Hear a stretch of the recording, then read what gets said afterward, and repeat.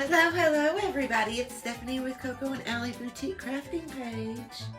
We're going to be using these carrot shaped gift bags from Dollar Tree.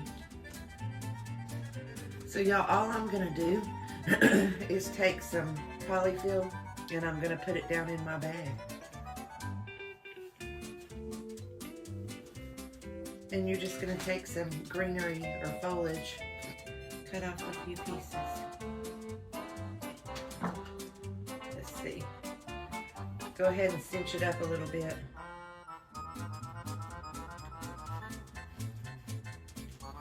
And then just cinch it all the way. Got my coffee mixture. It's just instant coffee and water. And you just mix it until it's, as dark as you want it for your liking. I do mine real dark. And I'm just gonna squirt this whole thing down. And then one last thing I'm gonna do, I'm just gonna take one of my coffee stained hang tags and I'm gonna write bunny food on it.